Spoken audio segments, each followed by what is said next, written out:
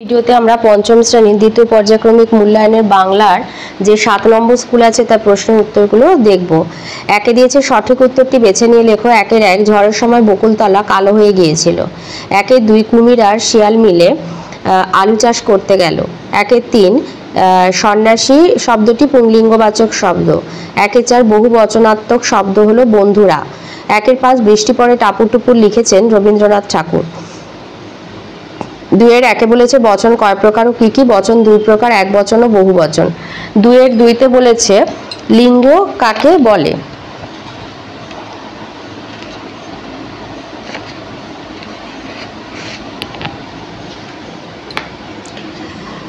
যে লক্ষণ বা চিহ্ন দ্বারা কোনো পদ বা শব্দ পুরুষ জাতীয় নাকি স্ত্রী জাতীয় অথবা নারী ও পুরুষ জাতীয় কোনোটি নয় তা বোঝা যায়, সেই লক্ষণ বা চিহ্নকে লিঙ্গ বলা হয়। 2 এর 3 কবি কোথায় গেলে তা দিন দিন শব্দ শুনতে পান? মাঠে গেলে। 2 এর 4 বাংলার বাঘ নামে কে পরিচিত?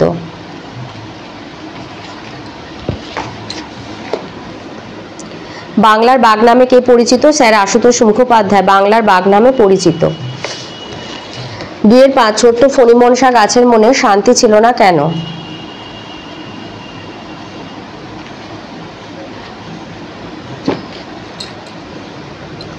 ছোট্ট ফণিমনসা গাছের মনে শান্তি ছিল না কেন? আশেপাশের গাছগুলির পাতা অত্যন্ত সুন্দর আর তার পাতাগুলি বিশ্রী রকমের ছুঁচালো ও কাঁটাযুক্ত ছিল, তাই ছোট্ট ফণিমনসা গাছের মনে শান্তি ছিল না। 2 এর 6 কবি অশোক বিজয় রাহার 2টি বইয়ের নাম লেখো।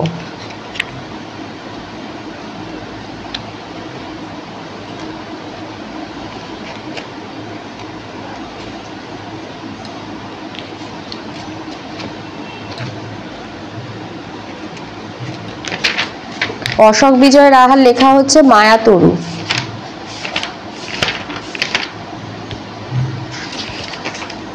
এই যে অশোক বিজয় রাহার লেখা কবিতা হচ্ছে তোমাদের পাঠ্য কবিতা হলো মায়াতরু। তো বলেছে তার লেখা 2টি বইয়ের নাম ভানুমথির মাঠ, উড়ো চিঠির ঝাঁক বা রক্ত সন্ধ্যা।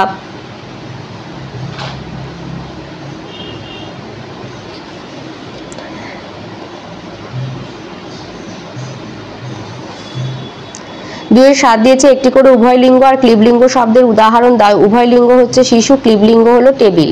2 এর 8 ধনায় কিসের মন্ত্র জানে? ধনায় মৌচাক কাটার মন্ত্র জানে।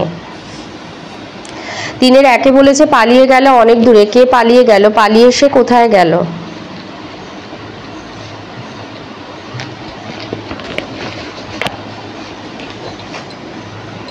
পালিয়ে গেল অনেক দূরে, কে পালিয়ে গেল? পালিয়ে সে কোথায় গেল? মৈত্রেয়ী দেবী রচিত ঝড় কবিতা থেকে নেয়া উদ্ধৃত পঙ্ক্তিতে কবি ঝড়ের পালিয়ে যাওয়ার কথা বলেছেন। সমস্ত অঞ্চলটা ঘুরে ঝড় অনেক দূরে সাতসাগরের পাড়ে পালিয়ে গেল। 3 এর 2 পাহাড়িয়া বর্ষার সুরে রচনায় অনাবৃষ্টির ফলে মানুষ পশু পাখি গাছপালার কেমন অবস্থা হয়েছিল লেখো। লিখবে অনাবৃষ্টির ফলে মানুষ পশু গাছপালা, এই যে অনাবৃষ্টির ফলে মানুষ পশু গাছপালা সব ধ্বংস হয়ে গেল। এই যে জল নেই, ফুলের আকাল, মধু শুকিয়ে গেছে, খরার ফলে সব ফসল নষ্ট হয়ে যাচ্ছিল,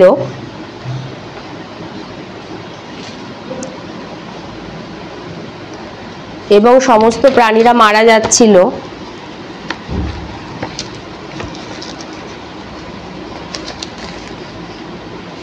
তাহলে লিখবে যে অনাবৃষ্টির ফলে মানুষ পশু গাছপালা ধ্বংস হয়ে গেল, জল নেই, ফুলের আকাল এবং মধুও শুকিয়ে গেছিল, খরার ফলে সব ফসল নষ্ট হয়ে যাচ্ছিল এবং খাবার না থাকার জন্য বিভিন্ন প্রাণীরাও মারা যাচ্ছিল। 3 এর 3 বলেছে বাচ্চা গাছ তো মহা খুশি আনন্দে ডগমগ, এত আনন্দ কখন বাচ্চা গাছের? কখন হলো বাচ্চা গাছের?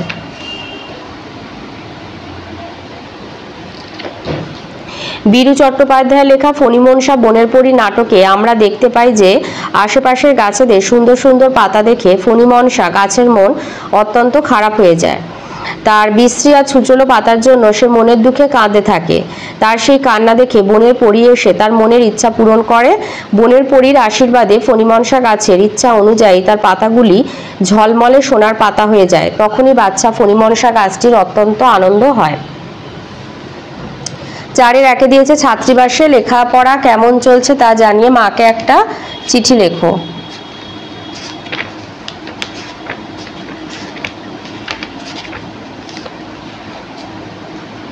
ছায়া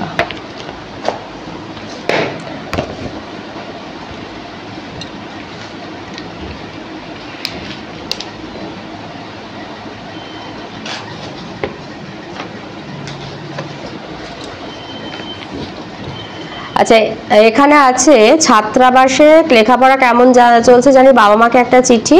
তো এটা শুধু মাকে বলেছে, এটা ছাত্রাবাস আছে, ছাত্রীবাস করে দেবে। লিখবে শ্রীচরণেশু মা, বেশ কিছুদিন হয়ে গেল তোমাকে ছেড়েই হোস্টেলে এসেছি। আশা করি তুমি ভালোই আছো। প্রথম তোমার কথা, ভাইয়ের কথা মনে পড়লে চোখে জল এসে যেত। এখন একটু সামলে উঠেছি, তাই তোমার আশা পূরণ করার জন্য মন দিয়ে পড়াশোনা শুরু করে দিয়েছি। অর্ণব কাকুর বাড়ি মাঝে মধ্যে যায়। কাকুও সপ্তাহে 2 বার হোস্টেলে এসে দেখা করে যান। কাকুই পাঠ্য বিষয়ের কঠিন ব্যাপারগুলো আমাকে বুঝিয়ে দেন। আমাদের হোস্টেলটিও আমার খুব ভালো লেগে গেছে। এখানকার মানুষজন আমাকে খুব ভালোবাসেন এবং মন দিয়ে পড়াশোনা করার জন্য বলেন। নতুন স্কুলের মাস্টারমশাইরাও খুব ভালো পড়ান। পুজোর ছুটির আগে একবার নিশ্চয়ই অর্ণব কাকুর সঙ্গে বাড়ি যাব। মা, তুমি আমার জন্য একদম কান্নাকাটি করো না। তোমাদের আশীর্বাদে আমি ঠিক মানুষের মতো মানুষ হয়ে উঠবো। ভাইকে আমার ভালোবাসা দিও, ইতি তোমাদের বলে তোমার নাম লিখে দেবে। আর একটা আছে 4-এর 2, বাবাকে মায়ের অসুস্থতার কথা জানিয়ে একটা চিঠি লেখো। তো লিখবে, শ্রদ্ধেয় বাবা, আমার প্রণাম গ্রহণ করবেন। আশা করি ভালোভাবেই আপনি পৌঁছেছেন, কিন্তু আপনাকে একটা সংবাদ দিতেই হচ্ছে। আপনার বাড়ি থেকে যাওয়ার কয়েকদিন পরেই মা ভীষণভাবে অসুস্থ হয়ে পড়েন। গত 5ই জানুয়ারি ঘরের মধ্যে তিনি হঠাৎ মাথা ঘুরে পড়ে যান। আমি দেরি না করে সঙ্গে সঙ্গে ডাক্তার বাড়িতে ডেকে আনি। তিনি এসে একটি ইঞ্জেকশন দিলে মায়ের জ্ঞান ফিরে আসে, কিন্তু দুর্বলতা এখনো কাটেনি, প্রায়ই জ্বর আসে। ডাক্তারবাবু একদিন এসে পরীক্ষা করে ব্যবস্থা পত্র দিয়ে যান। বর্তমানে সেই অনুযায়ী ওষুধ চলছে। এমতাবস্থায় আমি কি করব ভেবে পাচ্ছি না। আপনি একবার এলে ভালো হয়। এদিকে আমি স্কুলেও যেতে পারছি না, লেখাপড়ায় যথেষ্ট ক্ষতি হচ্ছে। ইতি আপনার স্নেহের বলে তোমাদের নাম দিয়ে দেবে। তো এই ছিল আজকের আমাদের 5ম শ্রেণী 2য় পর্যায়ক্রমিক মূল্যায়নের বাংলা 7 নম্বর স্কুলের প্রশ্নের উত্তরগুলো।